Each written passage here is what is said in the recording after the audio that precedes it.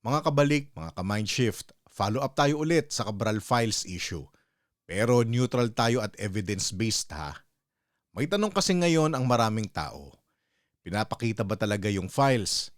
Base sa lumabas na reporting, si Representative Leandro Leviste ay nag-post na ng set ng documents, screenshots sa Facebook na tinatawag na Cabral Files.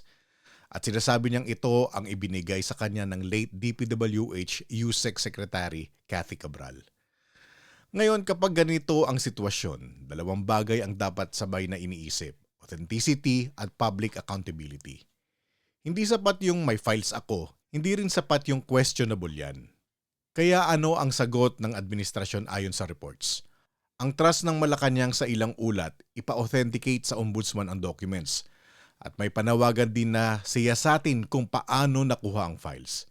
Ibig sabihin, ang framing nila, ang issue ay hindi lang ano ang laman, kundi paano nakuha ang validated. At dito pumapasok yung problema sa public perception. Kasi kung ang gusto ng taong bayan ay linaw, mas mabilis sana kung ang gobyerno ay magbibigay ng malinaw na proseso ng comparison. Ilabas kung ano ang official records na katapat na lumalabas sa listahan at ipakita kung tugma o hindi. Hindi ito personality contest, dokumento ito.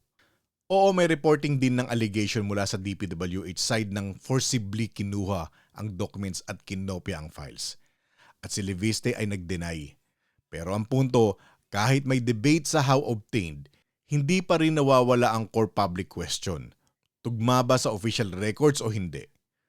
Kung fabricated ang lumabas, mas madaling patunayan kung ilalabas ang official counterpart ng audit trail.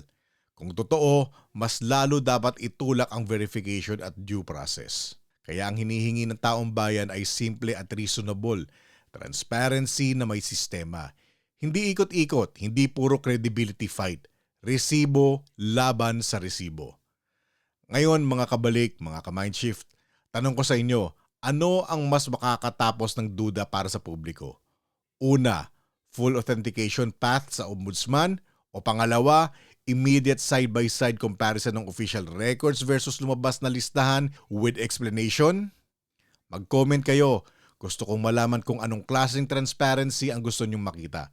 At i-share nyo to, hindi para mang-away kundi para i-push ang pinaka-basic, linaw, ebidensya at accountability.